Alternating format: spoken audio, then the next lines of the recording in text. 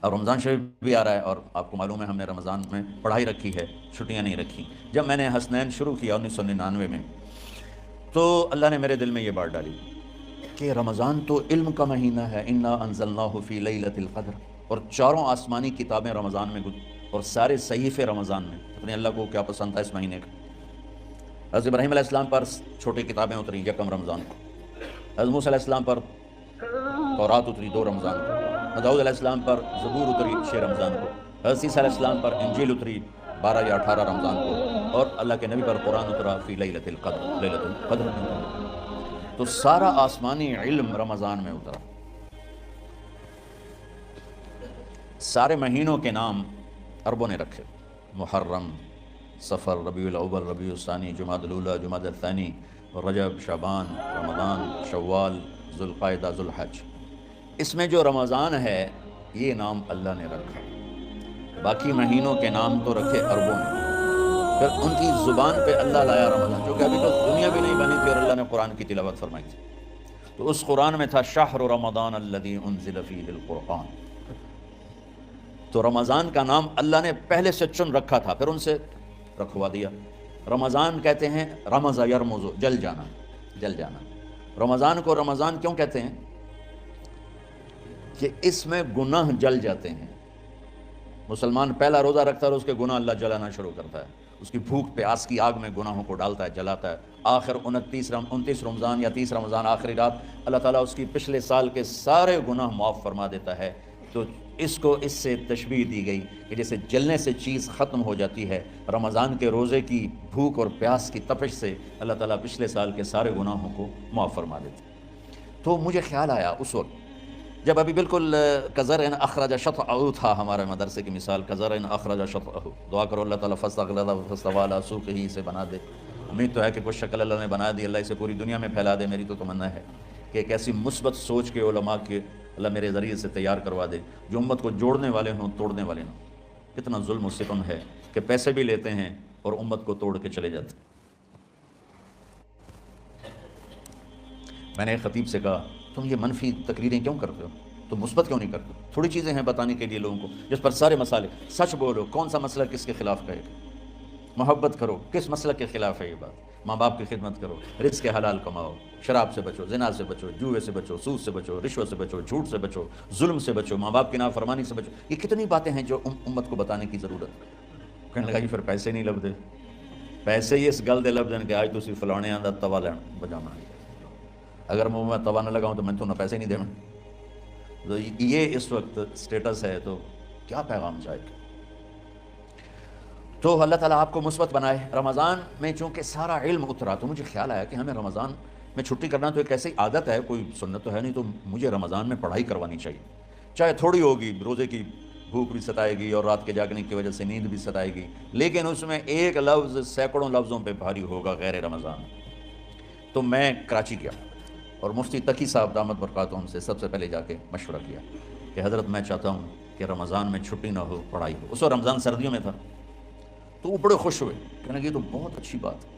اصل میں ہمارے اکابر نے رمضان میں چھٹیاں اس لیے رکھی تھیں کہ سارا سال تو عبادت ہوتی ہے بالواسطہ، پڑھنا پڑھانا عبادت ہے ایک واسطے کے ساتھ، اور روزہ، نفل، تہجد، تلاوت یہ عبادت ہے بلا واسطہ۔ تو طلباء، علماء رمضان میں اپنا وقت عبادت میں گزاریں۔ کہنے لگے اب وہ عبادت تو ہوتی نہیں رمضان میں، تو بہتر ہے آپ پڑھائی شروع کرائیں، بہت اچھا ہوگا۔ وہ تو اتنے بڑے ہاتھی کے پاؤں میں سب کا پاؤں، اتنی بڑی ہستی نے، وہ صرف پاکستان کا سرمایہ نہیں پوری امت کا سرمایہ ہے، تو ان کی اس بولنے نے مجھے ہمت دے دی۔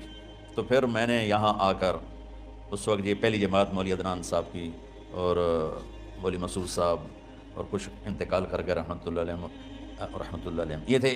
تو ہم نے رمضان میں سبق شروع، اس وقت ذرا میری ہمت تھی تو میں رات کو پڑھاتا بھی تھا، بیان بھی کرتا تھا، اب تو یہی میں اتنی مشکل سے بول رہا ہوں۔ تو ہم نے رمضان میں شروع کی کہ یہ رحمتوں کا مہینہ، ہر چیز کی برکت کا مہینہ، ہر شے کی اللہ کی طرف سے فراوانی اس میں ہے، علم کی بھی، ہدایت کی بھی، رزق کی بھی۔ غریب سے غریب آدمی بھی سموسے بنا کے بیٹھا ہوتا ہے، پکوڑے بنا کے بیٹھا ہوتا ہے، اور دسترخوان پہ ایک کی بجائے 3 چیزیں پڑی ہوتی ہیں، چاہے رمضان کے بعد سب کے پیٹ خراب ہوں، ایک باری تو کھانے دی تباہی پھیر دیں۔ روزے کا مقصد ہی فوت ہو جاتا ہے۔ روزہ تو ہوتا ہے بھوک کے لیے، پر وہ اتنا کھاتے ہیں کہ سحری کا کھانا افطاری تک ہضم نہیں ہوتا، اور افطاری کا کھانا سحری تک ہضم نہیں ہوتا، پر انہیں دونوں کا ہی کھانا کہتا ہے بھوک نہ لگے، بھوک نہ لگے۔ وہ بھوک لگنے کے لیے تو روزہ ہے، ایک تو یہ جسم کو صاف کرتا ہے، دوسرا غریبوں کی غربت کا احساس پیدا کرتا ہے کہ جو بھوک تو آج برداشت کرتا ہے، غریب روزانہ یہ بھوک برداشت کرتا ہے۔ تو اللہ کے غریب بندوں کو کی خدمت کر، ان تک اپنے مال پہنچا، اپنا اللہ نے دیا ہے تو ان کو بھی اس میں شریک کر، قبر میں لے جائے گا۔ تو اللہ تعالیٰ نے میرے دل میں یہ ڈالا، تو ہم نے تعلیم رمضان میں شروع کی، کیونکہ قرآن رمضان میں اترا، انجیل رمضان میں اتری، زبور رمضان میں اتری، تورات رمضان میں اتری، پھر اللہ نے اس مہینے کا نام خود رکھا شہر رمضان، شہر رمضان۔ اس میں شب قدر رکھی، اس میں رات کی ایک نماز۔ اچھا، پہلی امتوں پہ روزہ فرض تھا افطاری سے افطاری، افطاری سے افطاری، بہت شدید تھا، 24 گھنٹے کا روزہ، بس افطاری کے بعد آنکھ لگ جاتی تو روزہ اگلا شروع ہو جاتا۔ تو ہم پر بھی پہلے ایسے ہی روزہ اترا، افطاری سے افطاری۔ تو ابن سرمہ رضی اللہ تعالیٰ عنہ اونٹ چرانے والے تھے، وہ شام کو لوٹے تو بیوی سے پوچھا کوئی افطاری کا سامان ہے؟ انہوں نے کہا ہے تو نہیں، میں کہیں سے لے آتی ہوں۔ وہ گئیں افطاری کا کچھ سامان لینے، ان کو تھوڑی دیر ہو گئی اور ان کی آنکھ لگ گئی، تھکے ہوئے تھے، سورج ڈوب گیا۔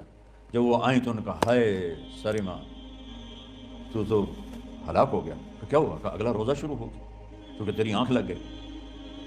تو انہوں نے کہا چلو کوئی بات نہیں، لیکن ظہر کے وقت بے ہوش ہو گئے۔ ایک روایت میں آتا ہے نماز پڑھنے آئے اور گر گئے، اور ایک میں آتا ہے گھر میں بے ہوش ہوئے۔ تو جو بھی صورتحال تھی اللہ کے نبی کو پتہ چلا۔ کیا ہوا سرمہ کو؟ کہا جی وہ افطاری کر نہیں سکے تو روزہ شروع ہو گیا تو بے ہوش ہو گئے۔ تو اللہ کے نبی رنجیدہ ہوئے، تو اللہ تعالیٰ نے قرآن اتار دیا، چلو میرے محبوب ساری رات کھاؤ حتیٰ یتبین لکم الخیط الابیض من الخیط الاسود من الفجر، کہ میرے محبوب صبح صادق تک آپ کی امت کو اجازت ہے کھاؤ۔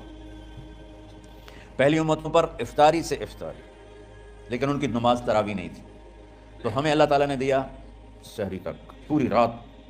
اچھا، ایک صحابی آئے، یا رسول اللہ میں تو مارا گیا۔ آپ نے کہا کیا ہوا؟ کہا میرا روزہ تھا، میں بیوی کے پاس چلا گیا۔ آپ نے کہا تو پھر تو غلام آزاد کر، کفارہ دے۔ کہا جی میں تو خود غریب آدمی ہوں، غلام کہاں سے آزاد کروں، خریدنا پڑے۔ آپ نے کہا 60 مسکینوں کو کھانا کھلا۔ کہا میں آپ مسکین ہیں، میں کینوں کھانا کھلاؤں؟ آپ نے فرمایا پھر آخری ہے کہ 60 روزے رکھ، مسلسل رکھنے ہوتے ہیں جو کفارے کے ہوتے ہیں۔ وہ کہنے لگا ایک روزے چاہے کم کیتا ہے، 60 روزے اچ میں کی کریں گے؟ تو آپ نے فرمایا اچھا ٹھیک ہے بیٹھ جا، بیٹھ گئے۔ تھوڑی دیر ہوئی تو ایک انصاری صحابی کھجوروں کا ٹوکرا لے کر آیا کہ یا رسول اللہ یہ صدقے کی کھجوریں ہیں، تقسیم فرما دیں۔ تو آپ نے فرمایا بھائی وہ کدھر ہو؟ کہا جی بیٹھا ہوں۔ آپ نے کہا ادھر آ، یہ کھجوریں لے جا اور 60 گھروں میں تقسیم کر دے۔ سبحان اللہ، اللہ نے اس امت کو لاڈ لڈائے ہیں، یہ اللہ کی لاڈلی امت۔ عجیب واقعہ یہ، کہنے لگا یا رسول اللہ کی قسم مدینے میں مجھ سے غریب کوئی نہیں، آپ ایسا کرو یہ میرا کفارہ مجھے ہی صدقہ کر دو۔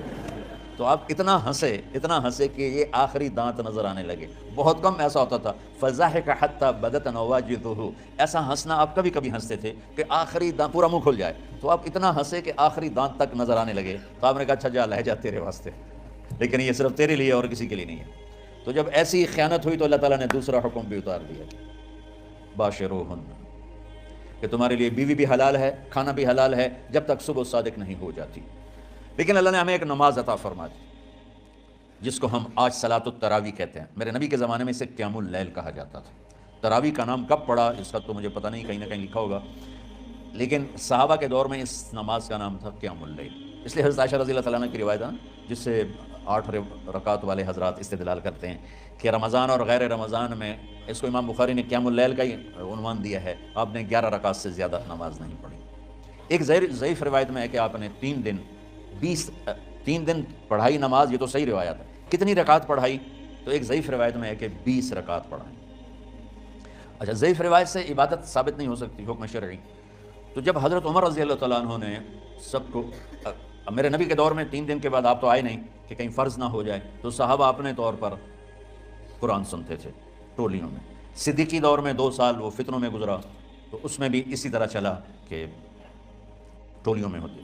حضرت عمر رضی اللہ عنہ کے زمانے میں حکومت مضبوط ہو گئی، طاقتور ہو گئی، تو ابتدائی سالوں میں نہیں، چند سالوں کے بعد اب مسجد میں تشریف لائے تو لوگ اس طرح کوئی 4 ادھر 5 ادھر 10 ادھر 20 ادھر، کہنے لگے ان کو ایک امام پہ جمع کر دیا جائے تو کتنا اچھا ہوگا۔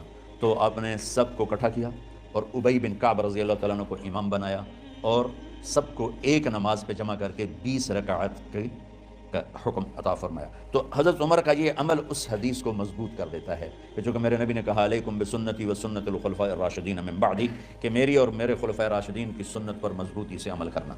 تو حضرت عمر کا جو 20 رکعت طے کرنا ہے، اگر ان کا اپنا اجتہاد ہے تو بھی ہمارے لیے عمل کے لیے کافی ہے، اور اگر ان کو یہ یاد ہے کہ میرے نبی نے 20 پڑھی تھیں تو اور زیادہ اچھی بات ہے۔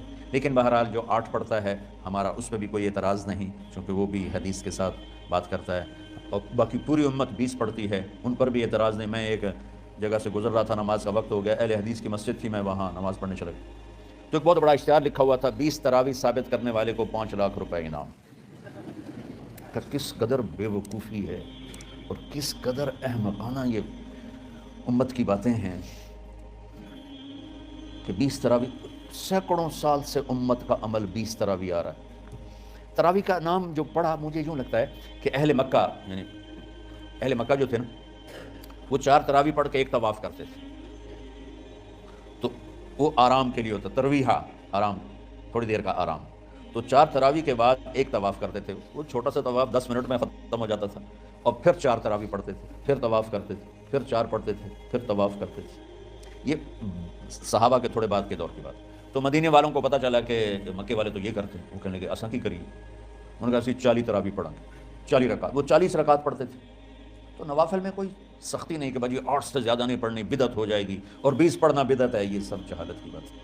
اور یہ 8 پڑھ رہے ہیں یہ غلط ہے، یہ بھی حماقت کی بات ہے۔ جو صحیح حدیث سے دلیل پکڑ کے کوئی عمل کرتا ہو تو بھائیو اس سے بحث نہ کیا کرو، مناظرہ نہ کیا کرو، یہ بہت نادانی والی بات ہے۔ اور امت کا خلق لاکھوں کروڑوں انسانوں کا ایک عمل پہ جمع ہونا، یہ بذات خود اس کی طاقت کی ایک دلیل۔ اور حرمین جب سے میرے رب نے، حضرت عمر نے 20 رکعت شروع کی، آج تک وہاں بھی ساری مساجد میں 8 رکعت تراویح ہوتی ہے، لیکن حرمین کی مسجد میں 20 رکعت، ادھر بھی ادھر بھی۔ اور یہ جو وہاں ختم قرآن پہ دعا نہیں مانگی جاتی، یہ کس کا عمل ہے؟ حضرت عثمان کا۔ حضرت عثمان نے اپنے دور خلافت میں تراویح پڑھانے والے سے کہا جب قرآن ختم کرو تو دعا کرنا۔ وہ کہنے لگے جی کیا دعا کروں؟ کہ جو تیرے دل میں آیا کرنا۔ تو ختم قرآن کی رات تراویح کی آخری رکعت میں من الجنت والناس کے بعد دعا کے لیے ہاتھ اٹھانا، یہ حضرت عثمان رضی اللہ تعالیٰ عنہ نے اس کو زندہ فرمایا۔ اور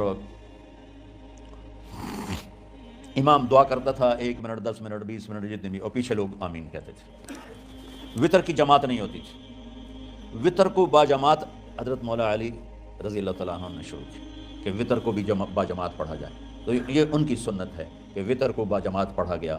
تو اب یہ لہٰذا یہ سارے سنت جو کام ان خلفاء راشدین سے ہوا وہ بھی سنت ہے۔ تو اللہ نے ہمیں ایک عبادت دے دی کہ میرا قرآن پڑھو اور سنو۔